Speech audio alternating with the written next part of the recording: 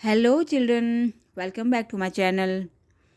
आज के हमारे इस वीडियो में हम 25 क्वेश्चंस करने वाले हैं जो पहले पर एग्ज़ाम में पूछे जा चुके हैं और एग्ज़ाम के पर्पज़ से बहुत इंपॉर्टेंट है। बहुत इंटरेस्टिंग क्वेश्चंस हैं जिसमें मैच द फॉलोइंग भी है और क्रोनोलॉजिकल ऑर्डर वाले क्वेश्चंस भी हैं और वन वर्ड आंसर क्वेश्चन भी हैं।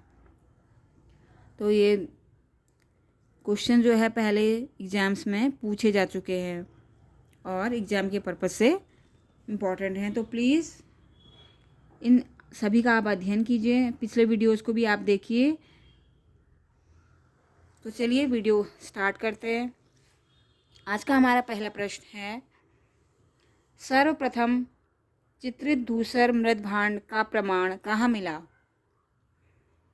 तो ये पूछ रहा सर्वप्रथम कहाँ मिला। वैसे तो बहुत जगह मिला था, तो सबसे पहले ये मिला था अहिच्छत्र जो कि यूपी में है, ठीक है। और ये मिला था 1940 में, 1940 में, ठीक है। सबसे पहले अहिच्छत्र में मिला था। दूसरा प्रश्न है, हड़प्पा सभ्यता की अधिकांश मोहरें किससे बनी थी? किस चीज़ से बनी थी? तो वो बनी थी सेलखेड़ी नामक एक पत्थर से। तो दूसरा क्वेश्चन यहाँ पे कंप्लीट हो गया है। थर्ड क्वेश्चन इज, किस हड़प्पीय स्थल से ऊंट की अस्थियाँ मिली हैं? तो इसका उत्तर है कालीबंगा जो कि राजस्थान में है। कालीबंगा से ऊंट की अस्थियाँ प्राप्त हुई हैं। बढ़ते हैं चौथे प्रश्न की ओर। बौद्ध संघ में कठिन समारोह किससे संबंधित था? तो ये था वस्त्र वितरण से। दरअसल कठिन वर्ड यहाँ पे इसीलिए यूज़ किया है क्योंकि इस वस्त्र को बनाने के लिए धागे का इस्तेमाल किया जाता था, जिसे बनाने में बहुत कठिन था, इसीलिए कठिन समारोह इसका नाम दिया गया है। पांचवा प्रश्न है, किस रचना में प्राचीन भारतीय न्यायालय की एक झांकी मिलती है? इसका उत्तर है मृच्छकटिकम जो कि लिखी थी शूद्रक ने 3rd सेंचुरी में, 3री शताब्दी में, ठीक है। तो आंसर विल बी मृच्छकटिकम। अगला प्रश्न है, 1121 यानी कि 1121 ईस्वी के एक अभिलेख में एक आयुर्वेद विद्यालय का उल्लेख है जहां चरक संहिता जो कि चरक ने लिखी थी और अष्टांग हृदय जो कि वाग्भट ने लिखी थी, इसकी पढ़ाई होती थी। तो उस आयुर्वेद विद्यालय का क्या नाम था? तो उसका नाम था तिरुवदुतुरई। क्या नाम था? तिरुवदुतुरई, ठीक है। तो आप याद रखिएगा, ये क्वेश्चन पूछा जा चुका है। कश्मीर के किस शासक ने अपने राज्य को बाढ़ से बचाने के लिए झेलम नदी पर बांध बनाया था? तो इसका आंसर है अवंती वर्मन ने, जो कि कश्मीर के शासक थे। और इन्होंने तो ऑर्डर दिया था, आदेश दिया था, और उनके मंत्री जिनका नाम था सुया, जो कि एक मंत्री होने के साथ साथ एक इंजीनियर भी थे, तो इन्होंने ही ये बांध बनवाया था झेलम नदी यानी कि वितस्ता झेलम नदी पर, ठीक है।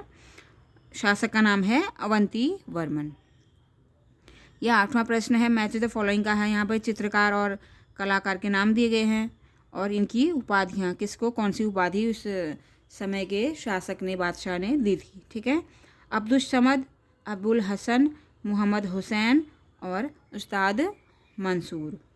तो देखते हैं, उस्ताद मंसूर ये पशु पक्षियों के चित्र बनाने के लिए मशहूर थे। इनको उपाधि मिली थी नादिर उल असर की, ठीक है। तो यहाँ पे आ जाएगा, नहीं तो यहाँ पे लिख देते हैं 4, ठीक है। और मोहम्मद हुसैन जो थे, इनको उपाधि मिली थी जरीन कलाम की, तो यहाँ पे आ जाएगा 3। फिर है अब्दुल समद, ये मुगल काल में थे, और अबुल हसन। अब्दुल समद, इनको उपाधि मिली थी शीरी कलाम, ठीक है। तो यहाँ पे आ जाएगा 1। और अबुल हसन, इनकी उपाधि थी नादिर उल जमान। तो answer will be 3, 4, 1, 2। Abdul Samad Shirin Qalam, Abul Hasan Nadir ul Zaman, Mohammad Hussain Zarin Qalam और उस्ताद मंसूर, इनको उपाधि मिली थी नादिर उल असर की। अगला क्वेश्चन है, बुद्ध ने सर्वाधिक उपदेश कहाँ दिए थे? ये महात्मा बुद्ध ने सर्वाधिक उपदेश दिए थे श्रावस्ती में। इससे रिलेटेड एक क्वेश्चन और बन सकता है, बुद्ध ने सर्वाधिक उपदेश दिए थे श्रावस्ती में, बुद्ध ने प्रथम उपदेश दिया था सारनाथ में, और बुद्ध ने अंतिम उपदेश दिया था कुशीनगर में। ठीक है, तो एक क्वेश्चन से निकल के 3 क्वेश्चन यहाँ पे बन सकते हैं। बढ़ते हैं अगले प्रश्न की ओर।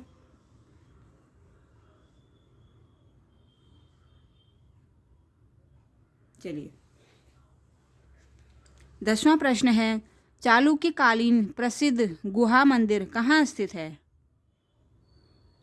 तो ये वातापी, इसको बादामी, वातापी इसका प्राचीन नाम है, बाद में इसका नाम पड़ गया बादामी, और इन चालुक्यों की राजधानी भी बादामी ही थी। तो इसका उत्तर है वातापी या बादामी।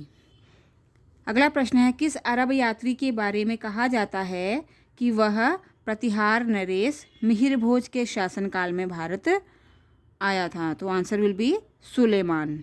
ठीक है, सुलेमान जो है गुर्जर प्रतिहार वंश के शासक मिहिर भोज के शासनकाल में भारत आया था। अगला प्रश्न है, महावीर स्वामी के भिक्षुणी संघ की प्रधान कौन थी? तो वो थी चंदना, जिनको चंदनबाला भी कहा जाता है। ये प्रथम भिक्षुणी भी यही थी चंदना, और बाद में यही भिक्षुणी संघ की प्रधान यानी कि मेन लीडर बन गई। स्नान किस प्राचीन भारतीय संस्कार का दूसरा नाम है?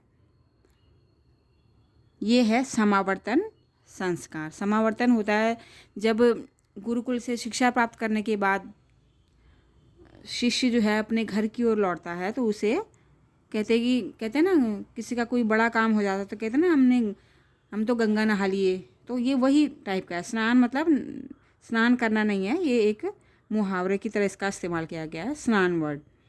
ठीक है, तो शिक्षा प्राप्त करने के बाद उसको समावर्तन संस्कार कहा गया है। बढ़ते हैं अगले प्रश्न की ओर। ये है, मिलान कीजिए, मैच द फॉलोइंग का क्वेश्चन है। अमीर ए हाजिब, मीर ए अर्ज, मुशर्रिफ और बरीद। तो यहाँ पे ये कौन है उसके बारे में बताना है। तो देखते हैं, अमीर ए हाजिब ये थे मुख्य प्रबंधक, तो यहाँ पे आ जाएगा 1। अगला है मीर ए अर्ज, जिनका नाम बाद में जो है मीर बख्शी कर दिया गया था। ये हैं सेना के प्रमुख। तीसरा है मुशर्रिफ, मुशर्रिफ है एक लेखाकार, यहाँ पे आ जाएगा 3। और बरीद जो था गुप्तचर अधिकारी था। ठीक है, तो आंसर विल बी 3, 4, 1 और 2। अमीर ए हाजिब मुख्य प्रबंधक, मीर ए अर्ज सेना प्रमुख, मुशर्रिफ लेखाकार, बरीद गुप्तचर अधिकारी। शेख बहाउद्दीन जकारिया को इल्तुतमिश ने किस उपाधि से सम्मानित किया था? तो इसका उत्तर है शेख उल इस्लाम। तो भी इसे भी आप याद रखिएगा। अगला प्रश्न है, फरहंगे सिकंदरी नामक ग्रंथ जो कि सिकंदर लोदी ने लिखा था, इसका संबंध किससे था? तो इसका संबंध था आयुर्वेद से। तो ये इंपॉर्टेंट क्वेश्चन है, एग्जाम में पहले ही पूछा जा चुका है, तो इसे आप याद रखिएगा। फरहंगे सिकंदरी ये आयुर्वेद से रिलेटेड था, और इसको लिखा था किसने? सिकंदर लोदी ने। अलाउद्दीन खिलजी के आक्रमण के समय रणथंभौर का शासक कौन था? ये अलाउद्दीन खिलजी वाले चैप्टर में बहुत अच्छे से पढ़ाया कि किस विजय के दौरान कि कौन सा शासक अलाउद्दीन की तरफ से लड़ रहा था, कौन दूसरी तरफ से लड़ रहा था। ये मैंने बहुत डिटेल में लिखा हुआ है, आप वीडियो में जाके अच्छे से देख लीजिए। सिर्फ रणथंभौर का नहीं, गुजरात का, हर जगह का, जितने भी इसने युद्ध लड़े थे सबका मैंने दोनों तरफ के नेतृत्वकर्ताओं के नाम दिया गया है, आप वीडियो में जाके अच्छे से देख सकते हैं। तो उस समय रणथंभौर का शासक था हमीर देव। आगरा शहर की स्थापना जो कि 1504 ईस्वी में हुई थी, इसे की थी किसने? सिकंदर लोदी ने। ठीक है, तो हमारे 18 क्वेश्चंस कंप्लीट हो चुके हैं। बढ़ते हैं अगले प्रश्न की ओर। ये देखिए, उम्मीद है आपको दिख रहा होगा। तो अगला क्वेश्चन फिर से मैच द फॉलोइंग का क्वेश्चन है। यहाँ पे सब कुछ संस्थाएं दी गई हैं और इनके संस्थापकों के नाम। ठीक है, पहला है हिंदू कॉलेज, दूसरा है MAO मोहम्मद एंग्लो ओरिएंटल, जिसको बाद में अलीगढ़ मुस्लिम विश्वविद्यालय AMU का नाम दिया गया। तीसरा है संस्कृत कॉलेज और फिर चौथा है प्रथम महिला विद्यालय। तो इसको मैच करना है हमें। देखते हैं। हिंदू कॉलेज ये हैं डेविड हेयर और राजा राम मोहन राय। कोई भी ऑप्शन आएगा दोनों में से, दोनों सही हैं। तो यहाँ पे आ जाएगा 1। अगला है MAO जिसको अलीगढ़ मुस्लिम विश्वविद्यालय कहा जाता है। इसके संस्थापक है सर सैयद अहमद खान। तो यहाँ पे आ जाएगा 2। तीसरा है संस्कृत कॉलेज जोनाथन डंकन 3। और चौथा है प्रथम महिला विद्यालय ज्योतिबा फुले 4। तो आंसर विल बी 2, 3, 4, 1। ठीक है। हिंदू कॉलेज डेविड हेयर, अगर ये ऑप्शन में नहीं होगा तो राजा राम मोहन राय। ठीक है। सेकंड है अलीगढ़ मुस्लिम विश्वविद्यालय, या फिर ये नहीं भी हो सकता है, MAO हो सकता है, मोहम्मद एंग्लो ओरिएंटल कॉलेज, तो sir Syed Ahmed Khan. Sanskrit college Jonathan Duncan और प्रथम महिला विद्यालय ज्योतिबा फुले। 20वां प्रश्न है किसानों की चंपारण सत्याग्रह की प्रमुख शिकायत किसके बारे में थी? तो वो थी 3 कठिया प्रणाली के बारे में, और ये थी नील की खेती से संबंधित। यानी कि अगर आपके 20 कट्टा अगर खेती होती है आपकी, तो उसमें से 3 कट्टे में आपको नील की खेती करनी होगी। ये अंग्रेजों की तरफ से सख्त आदेश था। तो इससे जो है छुटकारा पाने के लिए कि चंपारण सत्याग्रह किया गया था। ठीक है। Come to the next question. घटनाओं का कालक्रम यानी कि क्रोनोलॉजिकल ऑर्डर में से लगाना है। क्रिप्स मिशन, भारत छोड़ो आंदोलन, नेहरू रिपोर्ट और वेवेल योजना। तो देख लेते हैं। सबसे पहले आई थी नेहरू रिपोर्ट जो कि 1928 ईस्वी में आई थी। तो यहाँ पे आएगा 1। सेकंड में आएगा क्रिप्स मिशन और भारत छोड़ो आंदोलन, ये हुए थे दोनों 1942 ईस्वी में।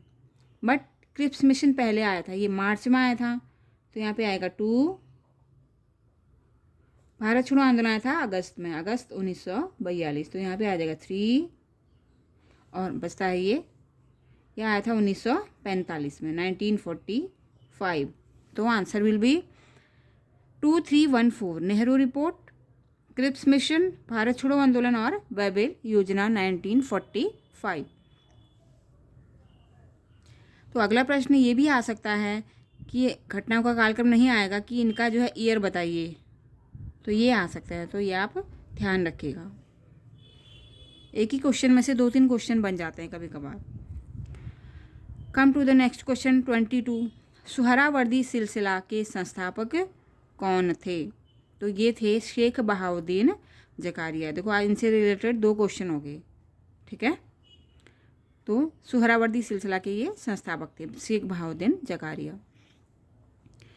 1864 ईस्वी का वेद समाज जिसके संस्थापक थे श्री धरालू नायडू, किससे प्रेरित था? वेद समाज किससे प्रेरित था? ब्रह्म समाज से। ठीक है। ये लिखा गया था 1864 ईस्वी में। तो अगला क्वेश्चन ये भी बन सकता है कि वेद समाज के संस्थापक कौन थे? श्री धरालू नायडू, या फिर श्री धरालू नायडू ने वेद समाज की स्थापना कब की? ये भी क्वेश्चन बन सकता है। ठीक है। तो ये जो है किससे प्रेरित था? ब्रह्म समाज से। और इसकी स्थापना हुई थी 1864 ईस्वी में, 1864, श्री धरालू नायडू के द्वारा। 24वां प्रश्न है मिलान कीजिए। फिर से मैच द फॉलोइंग का क्वेश्चन है। सरला देवी चौधरानी, पंडिता रमाबाई, रामेश्वरी नेहरू, ताराबाई शिंदे। तो सरला देवी चौधरानी की ये तो ऑटोबायोग्राफी है, जीवनेर झरापातो। ठीक है। तो यहाँ पे आ जाएगा 1। फिर है पंडिता रमाबाई, इन्होंने लिखी थी उच्च जाति की हिंदू महिला, हाई कास्ट हिंदू वुमेन। तो यहाँ पे आ जाएगा 2। फिर है ताराबाई शिंदे, इन्होंने लिखी थी स्त्री पुरुष तुलना, ये है 4। तो ये ऑटोमेटिकली 3 हो जाएगा। रामेश्वरी नेहरू स्त्री दर्पण। तो आंसर विल बी सरला देवी चौधरानी जीवनेर झरपाता, पंडिता रमाबाई उच्च जाति की हिंदू महिला, रामेश्वरी नेहरू स्त्री दर्पण और ताराबाई शिंदे स्त्री पुरुष तुलना।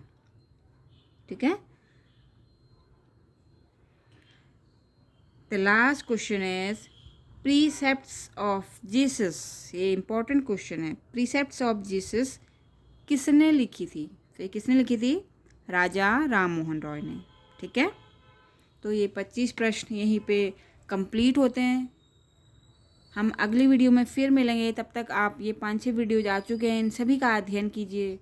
कम से कम 50-60 क्वेश्चन हमारे हो चुके हैं। तो ऐसे ही क्वेश्चंस आते रहेंगे एग्जाम के पर्पज़ से। बहुत इंपॉर्टेंट क्वेश्चन है। क्वेश्चंस ऐसे ही बनते हैं जो पहले पूछे जा चुके हैं, उन्हीं को बार बार रिपीट करके थोड़ा सा मॉडिफाई करके उन्हीं क्वेश्चंस को पूछा जाता है। तो प्लीज़ चैनल को सब्सक्राइब कीजिए और अपने दोस्तों के साथ वीडियो को शेयर कीजिए। और इन सभी को बार बार पढ़ेंगे तो आप इनको रटने की ज़रूरत नहीं पड़ेगी। 3 से 4 बार पढ़ने से ही आपको समझ में आ जाएंगे। मिलते हैं अगले वीडियो में। तब तक के लिए थैंक यू।